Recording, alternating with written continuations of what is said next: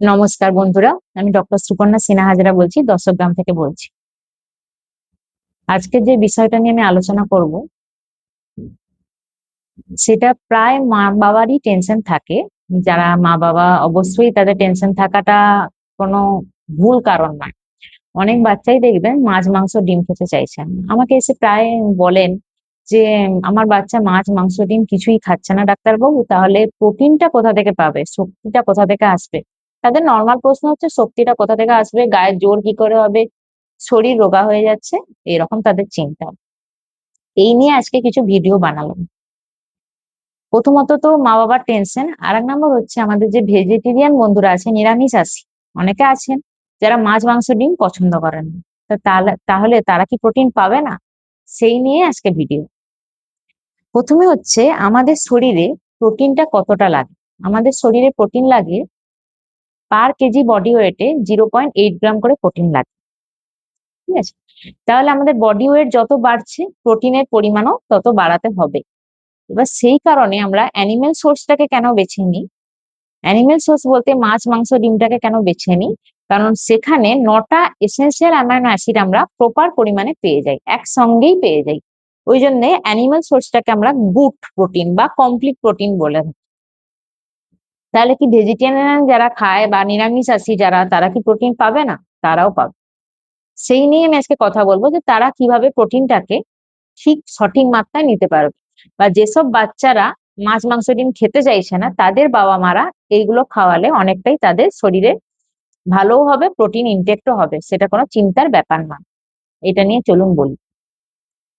এবার প্রথমত হচ্ছে যারা ভেজিটেবল সোর্স থেকে প্রোটিন নিতে চাইছেন তারা একসঙ্গে কিন্তু 9টা এসেনশিয়াল অ্যামাইনো অ্যাসিড পাবে না। কি করতে হবে, মিক্স ম্যাচ করতে হবে। মানে একটা মানে একটা ভেজিটেবল থেকে যদি আমরা কিছুটা প্রোটিন নিই, আর একটা থেকে কিছুটা নিতে হবে, তাহলে অ্যামাইনো অ্যাসিড গুলো সেই পরিমাণে আসছে। ঠিক আছে, এবার প্রথমত আমরা সয়াবিনটাকে ধরবো। ঠিক আছে, সয়াবিনটা ডেলি খাওয়ার অভ্যাস করুন যারা নিরামিষাশী। প্রায় 100 গ্রাম সয়াবিনে 36 গ্রাম প্রোটিন থাকে। তাহলে সয়াবিনটা থেকে আমরা অনেকটা পরিমাণেই প্রোটিন পেয়ে যাচ্ছি। যাদের বাচ্চারা মাছ মাংস ডিম খেতে চাইছে না তারা সয়াবিন খাওয়ান, সয়াবিনটাকে নিত্য খাবারে রাখুন, এটা গুড প্রোটিন সোর্স। ঠিক আছে, এবার সিটের কথা আসি, বীজ। এখন অনেক রকম বীজ বেরিয়েছে দেখবেন, chia seed, flakes seed, sunflower seed, এগুলো কিন্তু প্রোটিন প্রচুর পরিমাণে আছে। চিয়া সিডে 100 গ্রাম চিয়া সিডে 17 গ্রাম প্রোটিন থাকে। ফ্লেক্সিটে 100 গ্রাম ফ্লেক্সিটে 18 গ্রাম প্রোটিন থাকে। সানফ্লাওয়ার সিডে সবচেয়ে বেশি থাকে, প্রায় নিয়ার অ্যাবাউট 21 গ্রামের মতো প্রোটিন থাকে। তাহলে এইগুলোকে আপনারা কি করবেন, বাড়িতে নিয়ে এলেন, শুকনো খোলায় বা শুকনো কড়ায় একটু নেড়ে নিন, দিয়ে সেটাকে ডাস্ট পাউডার হিসেবে গুঁড়ো করে নিন। সেটাকে আপনারা দুধের সাথে বাচ্চাদের দিতে পারেন, বা বড়রাও খেতে পারেন, বা দইয়ের সাথে দিন। এটা কিন্তু খুব হেল্প করে আমাদের শরীরে, উপকারী। প্রথমে কি করবেন, প্রথমে 2 চামচ কি 1 চামচ করে দিয়ে দেখুন। যদি দেখেন যে আমার বাচ্চার বা আমরা যেই ইনটেক করছি তার পেটটা ফুলে যাচ্ছে না, ব্লোটিং হচ্ছে না, কোনো গ্যাস অম্বল অ্যাসিডিটি হচ্ছে না, তাদের ক্ষেত্রে পরিমাণটা আবার বাড়ান। এরকম করে করে অভ্যাস করুন, তাহলে দেখবেন প্রোটিন ইনটেকটা আপনার ভালো হচ্ছে। আর কি করবেন, ডাল। ডালে কিন্তু প্রচুর প্রোটিন আছে। প্রায় 100 গ্রাম ডালে 8 গ্রাম প্রোটিন থাকে।